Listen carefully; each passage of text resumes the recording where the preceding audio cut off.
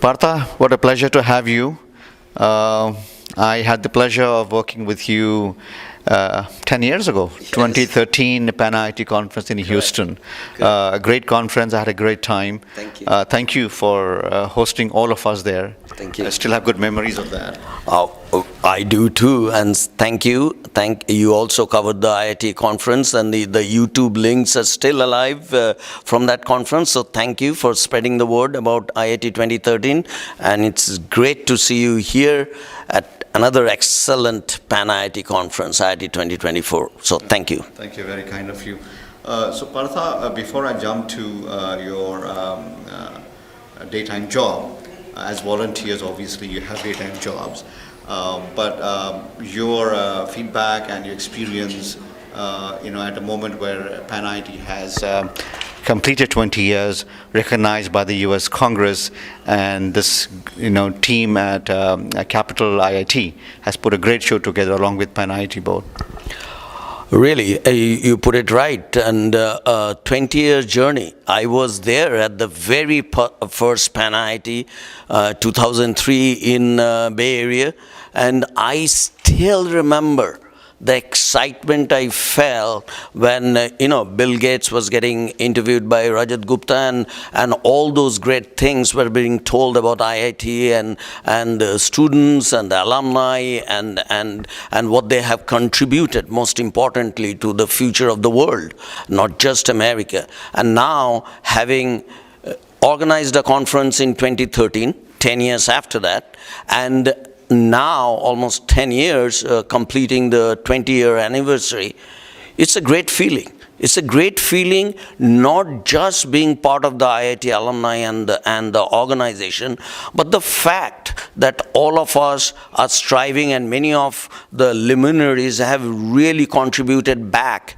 to the good of the world, good of India, have championed startups, have mentored new developments. And, 10 years back, we didn't have that many CEOs. Now, almost by default, every one out of 2 or 3 big companies now have Indian CEOs, and many of them with IIT background. And not only because what they have achieved, but the driver for me, and why I am involved with the IIT alumni, is giving back, right? We were really blessed to get this quality education. I remember my father was a doctor, paid 25 rupees per month for tuition and room and board.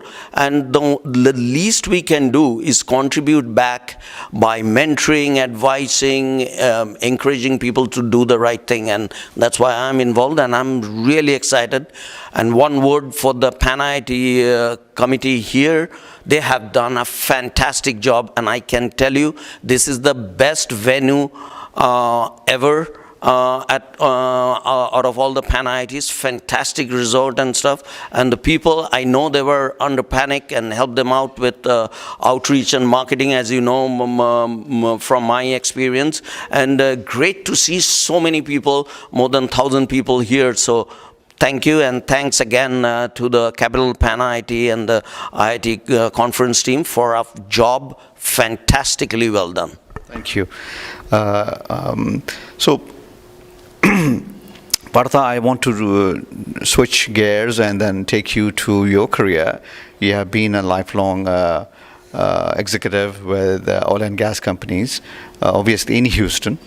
As I was talking earlier with your panelist, that oil and gas continues to get the bad rap. It is the bad guy always in the room.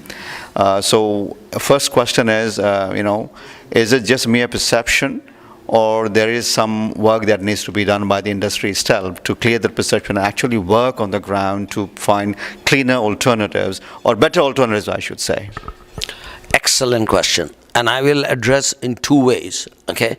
First, absolutely there is a perception, and we are feeling it when I am at Shell or the other energy companies I have worked at, and the younger generation, and I just spoke about it on my panel, they are using energy. Energy usage is going through the roof. But because of the bad rap, many of the younger folks don't want to come to energy. We don't call ourselves oil and gas anymore, because almost all the big energy companies are now called integrated energy companies, because we have oil and gas, the legacy carbon piece, but we are heavily invested now in the renewables, into the greener sources of energy, the hydrogen source of energy, and that message needs to go out more, and we have to do more, and the message goes out more. I can talk on my behalf, and we are working on cleaner sources of energy, but a couple of things. There is a narrative which needs to be addressed correctly. The narrative sometimes is everything legacy and carbon is dirty, and everything renewable is green. Now, what I am discussing, and a lot of the energy think tanks are saying, is that now there are three layers. One is the older, dirtier legacy oil, coal, refined product carbon, but then there's a cleaner vertical of carbon, which is the LNG and the natural gas, and then there's green and renewable energy. And a lot of the countries in Asia, say India and China, they are heavily, spiking up their LNG, CNG. You can see it in Delhi. Delhi has cleaned up a lot. So that narrative, so couple of things, the narrative, three key takeaways. Folks, as much as you despise energy usage is growing up, we have to address it.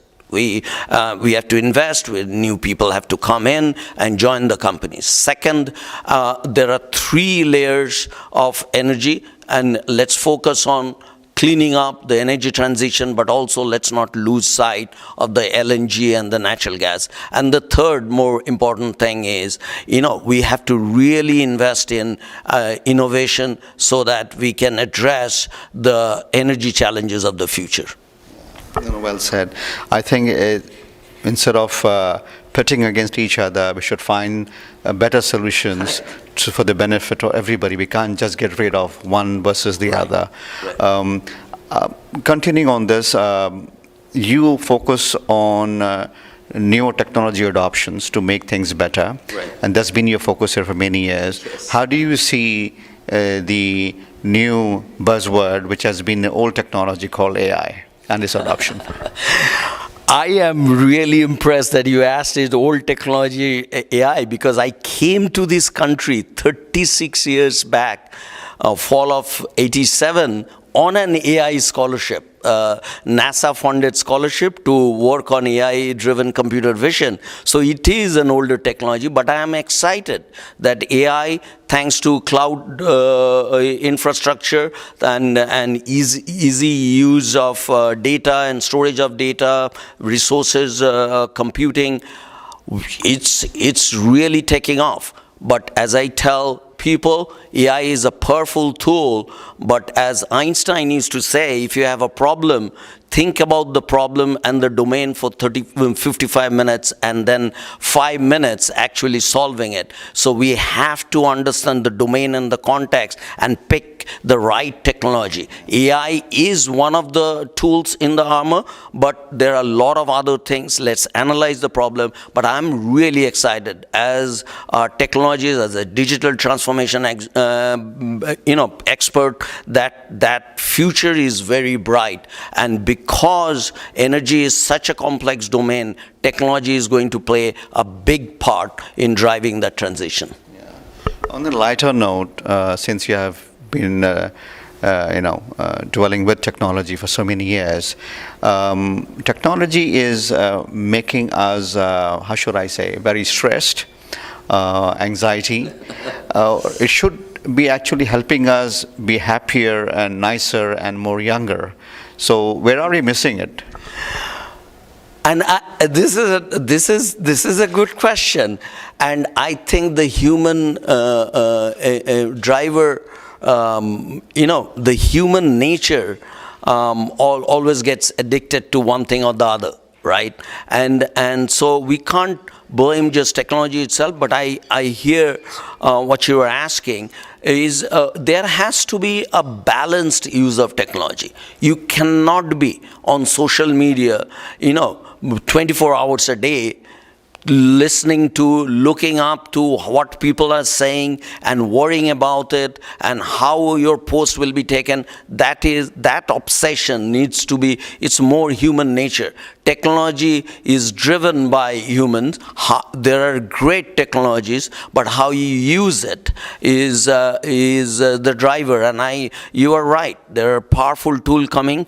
AI is going to open up. People might now ask ChatGPT for questions and think that is the gospel. There will be misanswers, there will be wrong answers, or things which need to be dug in deeper. That cannot be replaced by technology. And I actually write in a white paper recently how human intelligence, human involvement needs to work with artificial intelligence. That's the powerful combination. And don't let technology go amok. Human beings have to control where it is going. Thank you.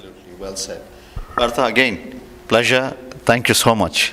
Thank you, Mateen, and thanks for all you do for the IIT movement. I can't say enough. Thank you, and nice seeing you again. You look good. Thanks.